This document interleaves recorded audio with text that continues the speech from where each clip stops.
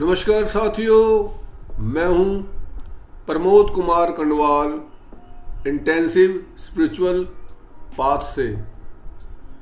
समुद्र के अंदर जाकर पानी खोजने वाले को ना तो कोलंबस कह सकते हैं, ना ही वास्को डिगामा।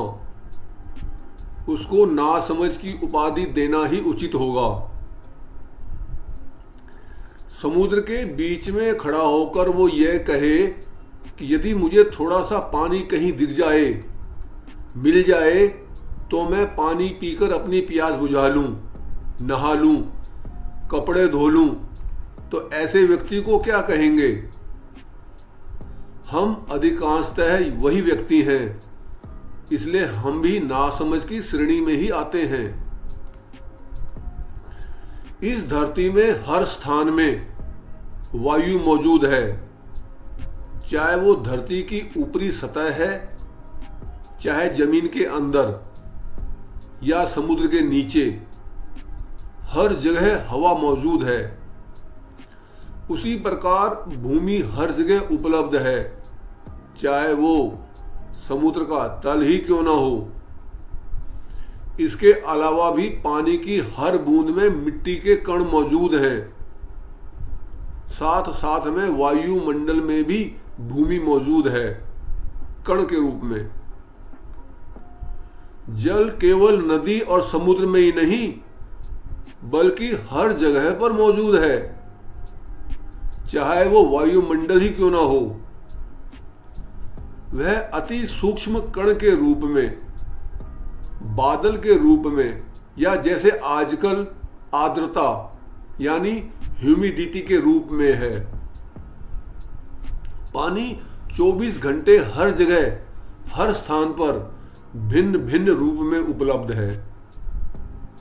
अग्नि केवल वस्तु में ही नहीं, गैस के सिलेंडर में ही नहीं, बल्कि गर्मी के रूप में हर जगह उपलब्ध है। और आकाश तो चारों तरफ है ही। जब यह पांचों तत्व पृथ्वी में हर जगह उपलब्ध हैं, कण कण में विद्यमान हैं, तो क्या इनको बनाने वाला वहां नहीं होगा? क्या ये पूरी प्रकृति लावारिस है? इस बात को समझने के लिए क्या हमें मंदिर में जाकर रोजाना घंटी बजानी पड़ेगी, दिया धूप बत्ती करनी पड़ेगी? हम कहते तो हैं कि कण कण में वो विद्यमान है, पर मानते नहीं हैं। परमात्मा ज्ञानी है, उनको तुरंत प्राप्त करने के लिए ज्ञान अर्जन करना होगा। प्रभु किसी भी क्रिया से प्राप्त नहीं होते, चाहे वह क्रिया उपासना ही क्यों ना हो। उपासना और साधना तो हमें उसको प्राप्त करने की योग्यता और समझ पैदा करते हैं। संसार का यह नियम है, यदि कोई वस्तु है तो उसका मालिक भी है। इतने भारी भरकम जंगल, समुद्र और पहाड़, ये क्या किसी कंपनी ने बनाए हैं? यदि हम अहंकार विहीन होकर सच्चाई से ज्ञानात्मक ढंग से मनन करें, तो प्रभु अभी इसी वक्त हमारी जेब में होंगे, पर हम चाहते ही नहीं। परमात्मा की प्रति हमारी प्रायोरिटी है ही नहीं। हमारी प्राथमिकता तो संसार की सभी नश्वर वस्तुओं पर है, जिसकी कोई गारंटी नहीं मिलेगी कि नहीं। संसार बाहरी परिवर्तन को महत्व देता है, जबकि आध्यात्मिक विद्या भीतरी परिवर्तन के लिए कहती है। अपने व्यवहार में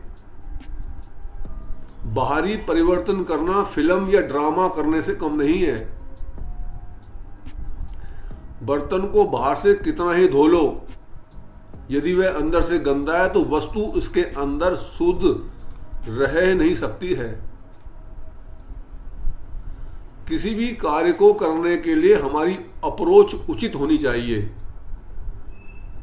उचित रीति से किया गया कार्य ही सफल होता है, चाहे वह संसार है या आध्यात्म।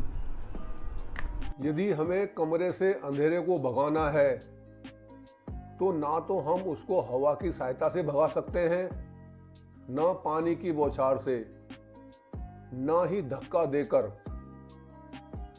उसको भगाने की उचित रीति सिर्फ यही है कि हम वहां पर किसी भी रूप से उजाला उत्पन्न कर दें। हालांकि कुछ लोग संसार के अंदर भी अपने उद्देश्य की प्राप्ति के लिए उचित रीति के प्रयोग करने में गलती कर जाते हैं, मगर फिर भी ज्यादातर लोग उचित रीति ही अपनाते हैं और सफल हो जाते हैं। मगर आध्यात्म के अंदर अधिकांश व्यक्ति गलती करते हैं।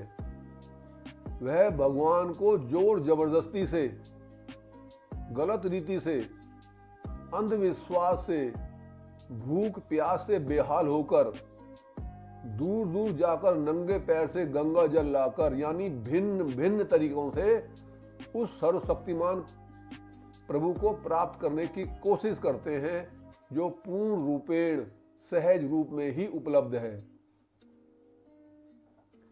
अखिल ब्रह्मांड तथा पूरी पृथ्वी में 24 घंटे सहज रूप से उपलब्ध परमात्मा को जब हम प्राप्त करने में असमर्थ हैं तो फिर संसार को कैसे प्राप्त करेंगे,